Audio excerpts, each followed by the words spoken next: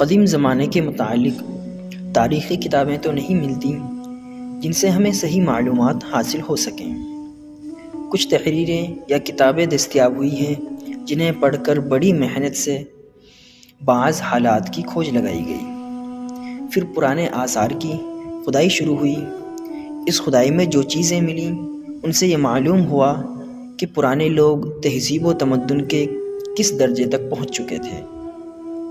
معلومات کے اس ذخیرے کو سامنے رکھا جائے تو معلوم ہوتا ہے کہ انسانوں نے پہل ان مقامات پر مل جل کر رہنا شروع کیا جہاں پانی کے ایسے خزانے موجود تھے کہ کسی خاص تدبیر اور کوشش کے بغیر ہی کھیتوں کی سیرابی اور فصلوں کی شادابی کا بندوبست ہو سکتا تھا۔ اس سلسلے میں سب سے پہلے مصر آتا ہے، جہاں اب سے کم و بیش 7000 سال بیشتر اجتماعی زندگی شروع ہو چکی تھی۔ وہیں انسانی تہذیب کا چراغ پہل روشن ہوا اور مختلف علوم و فنون کی بنیادیں پڑیں۔ حضرت نوح علیہ السلام کے 3 بیٹے تھے، سام، حام اور یافت۔ سام سے سامی نسل چلی، یعنی عرب، یہودی وغیرہ۔ یافت ترکوں اور دوسری عجمی قوموں کا بزرگ تھا۔ حام کی نسل بر اعظم افریقہ میں پھیلی۔ حام کے دوسرے فرزند کا نام مصر تھا، جسے عبرانی میں مصرائم کہتے تھے۔ معلوم ہوتا ہے کہ مصر یا مصرائم نے اپنی اولاد کے لیے وہی خطہ سنبھالا تھا جسے ہم مصر کہتے ہیں۔ مصر کی جائے وقوع بڑی اہم ہے۔ اسے بھی عرب کی طرح یورپ، ایشیا اور افریقہ سے یکساں قریبی تعلق ہے۔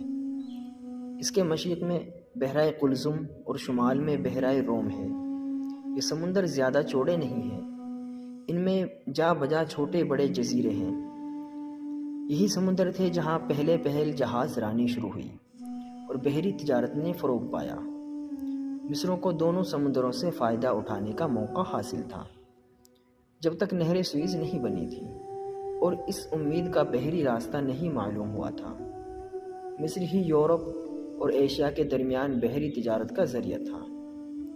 نہر سوئز کی تعمیر سے پہلے مصر سے ایشیا آنے جانے کے لیے خشکی کا راستہ بھی موجود تھا۔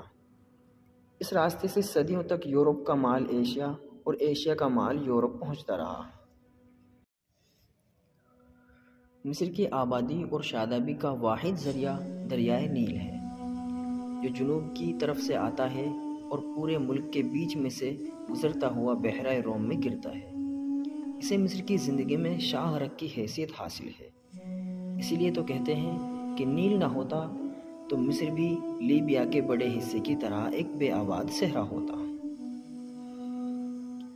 نیل کی ایک عجیب خصوصیت یہ ہے کہ اس کا پانی ایک خاص موقع پر عموماً 8 جون کو چڑھنا شروع ہوتا ہے اور اس حد پر پہنچ جاتا ہے کہ آس پاس کی زمینیں خوب سیراب ہو جائیں، پھر گھٹتے ستمبر کے مہینے میں عام سطح پر آ جاتا ہے۔ چڑھاؤ کے زمانے میں نیل ارد گرد کی زمینوں کو صرف سیراب ہی نہیں کرتا بلکہ ان پر سیاہی مائل مٹی کی ایک تہ بھی چھوڑ جاتا ہے جو اعلیٰ درجے کی کھاد کا کام دیتی ہے۔ اس وجہ سے فصلیں خوب ہوتی ہیں۔ انسانوں کو پہل کھانے پینے اور پہننے کے لیے سامان فراہم کرنے کی ضرورت پڑی۔ اس ضرورت نے اسے کھیتی باڑی سکھائی۔ کھیتی باڑی کے لیے جیسے قدرتی سامان نیل کے کناروں پر موجود تھے ویسے اور کہیں نہ تھے۔ اس وجہ سے اجتماعی زندگی کی ابتدا نیل کے کناروں پر ہوئی اور اسی جگہ تہذیب کا پہلا سانچہ تیار ہوا۔